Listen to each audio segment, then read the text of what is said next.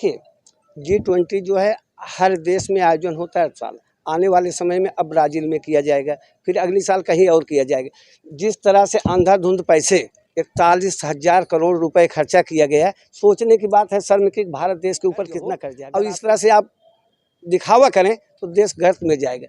आज के 9 साल पहले देश के ऊपर जो है 50,000 रुपये करोड़ का कर्ज था। 9 साल में मात्र मोदी जी ने 100 लाख करोड़ और बढ़ा दिया, अब हो गया 1.5 लाख करोड़ हजार में हुआ है। इसी स्थिति में जब आपके ऊपर इतना कर्ज है, इतनी पैसे में लोगों के कोई इंस्टीट्यूट लगाकर, कारखाना लगा करके जो आज हम विदेशों से सामान ला रहे हैं, फैक्ट्री नहीं है हमारे पास, पढ़े लिखे लोग इतने हैं, उनको रोजगार दिया जा सकता था। मामूली रकम का जो है सत्यानाश नहीं हुआ। अगर इसका न्यायिक जांच करें, भारत की न्यायिक एजेंसी है, जांच एजेंसी है, तो बहुत ज़्यादा घोटाला भी आएगा। हम भारतवर्ष के बेटे हैं, हरगिज डर नहीं सकते हैं। हमको मालूम है कि मरने के पहले मर नहीं सकते हैं। जो कायर हो करके दुश्मन के सामने सर झुकाता है, मर जाऊंगा, लेकिन ऐसे लोगों को नमन कर नहीं सकते।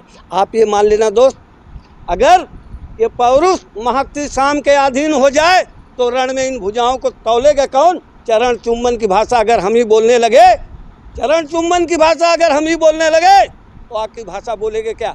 आपकी भाषा बोलेगा कौन? मैं फूलचंद तत्व के साथ और सत्य कहूँगा, जो होगा संवैधानिक होगा, तार्किक होगा, सिद्ध करूँगा। सवाल आप करें। लेकिन बड़ी बात तो ये है कि जिस तरीके से 4100 करोड़ रुपए की बात आ रही है सामने में, G20 में लगभग 4100 करोड़ रुपए खर्च हुए हैं, और क्या आपको नहीं लगता कि इससे भारत की छवि मजबूत हुई है? इससे भारत की छवि जो पहले धूमिल थी, अब वो कहीं ना कहीं उजागर साबित ये कौन नहीं जानता है कि अपव्यय से छवि धूमिल होती है, छवि बनती नहीं है। जो खर्चा मात्र 10,000 करोड़ में, 990 करोड़ में किया जा सकता है, ठीक है, वो आप 41,000 करोड़ खर्चा करते हैं, मामूली रकम नहीं होती। इससे आज देश की देख लीजिए, बढ़ती हुई महंगाई, बढ़ती हुई आबादी, देश की कितनी बड़ी समस्या है। आज ये समस्या यहाँ तक आ गई है कि भारत की निंदा दूसरे देश में होती है।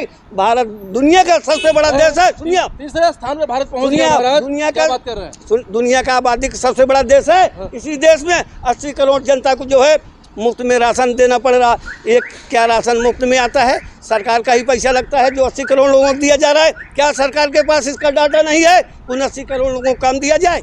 अगर यही पैसे के बजाय मिल, कारखाने, फैक्ट्रियाँ लगाई जाती तो लोगों को रोजगार नहीं मिलता। आप जश्न में डूबे हो। कल शाम को अनंतनाग कश्मीर में हमारे देश के मेजर, कर्नल, DSP जो सेना के नायक होते हैं, सिरमौर होते हैं, जिनके बदौलत सेना चलती है, शहीद हो गए। और हमारे बेशर्म सरकार उस वर्षा करवा रही। ऐसे एक नहीं हजार उदाहरण देंगे। लोग शहीद हो रहे हैं, अपमानित हो रहे हैं, बेटियां अपमानित हो रही है, पहलवान अपमानित हो रहे हैं, किसान मर रहे हैं, लेकिन सरकार को टस से मस नहीं होता। ये पता नहीं चलता है देश चुनाव में है या मोदी जी चुनाव में है। मोदी जी चुनाव में है, 2024 का चुनाव नजदीक आ गया है। सभी लोग कह रहे हैं मोदी मोदी, फिर से आएगा मोदी। क्या करेंगे आप? देखिए, मोदी जी और भाजपा के लोग, ये दोनों या तो वहम के शिकार हो गए हैं या वहम को शिकार हो गए। हमारे प्रधानमंत्री जी लाल किला के प्राचीर से बोलते हैं कि 2024 में मैं ही आऊँगा। मोदी जी को क्या इतनी जानकारी नहीं है या लोकतांत्रिक देश है? राजा रानी के पेट से नहीं पैदा होता है, जबरदस्ती जाकर के झंडा नहीं फहरा सकता है। जो बहुमत दल का नेता होता है, जिसके पास सांसद ज़्यादा होते हैं, वही प्रधानमंत्री बनता है। वही लाल किला के प्राचीर से हर 15 अगस्त को झंडा फहराता है। मोदी जी कहते हैं कि हम फहराएंगे।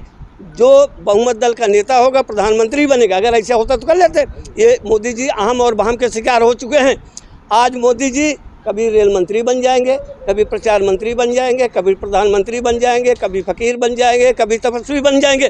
देश की जनता प्रधानमंत्री चुनी है। अगर आपको तपस्वी बनने का शौक है, खजुराहो गुफाओं में तपस्या करें। तपस्वी की बात आप कर रहे हैं, लेकिन G20 में हमने जिस तरीके से मोदी को एक विरासत वाली लुक में देखा है, तो वो फकीर तो कहीं से लग नहीं रहे हैं। भाई साहब, 28 मई के नई संसद का उद्घाटन हुआ सिंगोल के दंडोत प्रमाण करके। जो राजतंत्र में होता है, लोकतंत्र में ऐसा नहीं होता है। मोदी ने जो किया है वो राजतंत्र की पहचान हुई। लोकतंत्र का अगर ये पालन करते, अनुपालन करते तो ऐसा नहीं होता। लोकतंत्र में राजा एक तरह से राजा कहा जाए, लेकिन ये राजा नहीं। देश के प्रधानमंत्री एक सामान्य स्थिति में लाल बहादुर भी शास्त्री हुए हैं, इंदिरा गांधी भी हुए हैं, और जीवित देवगौड़ा भी हुए हैं, चंद्रशेखर भी हुए हैं। सादगी में जीवन बिता करके ना भारत के बहुत ऊंचाइयों के आयाम तक पहुंचाया है। लेकिन क्या आपको लगता है कि क्या देश की जनता उनसे आहत है? क्या आपको लगता है कि जिस तरीके से ये भव्य आयोजन हुआ है, उसमें कहीं ना कहीं गलतियां हो गई है। देश की जनता दुखी परेशान इस बात की है कि मोदी जी आप इतना पैबे कर रहे हैं, विदेशों में घूमने पे 21,000 करोड़ रुपए इन्होंने घूम घूम के खर्चा किया है। डाटा निकाल के देख लेना, 21,000 करोड़ रुपए मोदी जी ने 9 साल में दुनिया के 92 देशों की यात्रा की, 6 महाद्वीपों की यात्रा कर डाली। ये अपव्यय गया। भारत में इन्होंने काम करने का समय नहीं दिया। इनको कहा गया था कि आपको जो है बेरोजगारी कम करना है, महंगाई कम करना है, पेट्रोलियम पदार्थों का दाम कम करना है, तेल का दाम करना है कम करना है, खाद्य पदार्थों का दाम कम करना है, शिक्षा पे जोर देना है। आज मोदी जी बता दें कश्मीर से कन्याकुमारी तक कोई बड़ी अस्पताल का जो है उद्घाटन किए हों, 500 बेड का हो, उसमें लोग जाके इलाज करा रहे होंगे। आज भारतीय जनता पार्टी के लोग बीमार हो जाते हैं, कांग्रेस की बनाई हुई एम्स में इलाज कराने जाते हैं। आज भारत को शिक्षा की, स्वास्थ्य की बेहद ज़्यादा ज़रूरत है। हमारी सीमाएं मजबूत होना चाहिए। आए दिन पाकिस्तान से दुर्दांत आतंकवादी आकर के हमारे वीर सैनिक जवानों की हत्या करके चले जाते हैं। हमें दुख नहीं होता है? हर भारतवासी को दुख होता है जो देश में रहता है। हमने कैसा प्रधानमंत्री चुना है? कल कहते कि हमने सर्जिकल स्ट्राइक की। कल जब पुष्प वर्षा करा रहे थे मोदी जी, तो उन परिवार पर देखिए, डीएसपी के माँ बाप को देख लीजिए। बेचारा अकेले 3 भाइयों को जो है, 3 बहनों के बीच में एक भाई था पानीपत कराने वाला, वो शहीद हो गया। आज उसके घर कितना मातम है, देश के नाम पे मरा है। हम तो पुलिस श्रद्धांजलि उसको अर्पित करते हैं। भाई साहब, देश के जवान, हमें जहाँ भी पुलिस वाले जवान मिल जाते हैं, सच पूछा जाए यही देश के भक्त हैं। इनकी बदौलत ही आज हमारा राष्ट्र मजबूत हुआ है। हमारी चीन थर-थर कांपता है हिंदुस्तान से, भारत से। क्या यार कपोल कल्पित बात करते हो? चीन कांपेगा? तुम्हारे पास कितनी मिसाइल है? चीन के पास कितनी है? राडार और मोटार कितने हैं? रॉकेट लॉन्चर के डर के मारे नहीं आया भारत। देखो, उसके चीन के नज़र में होता है कि हम पड़ोसी राज्य की सीमाएं जो है कैप्चर कर लें। वो घुसपैठियों वाला काम करता है कि हम अपनी सीमाएं बढ़ा नहीं करती है कागज़ पे खींची लकीरों से। सीमाएं तो बढ़ जाती है ताकत और शमशीरों से। अगर आप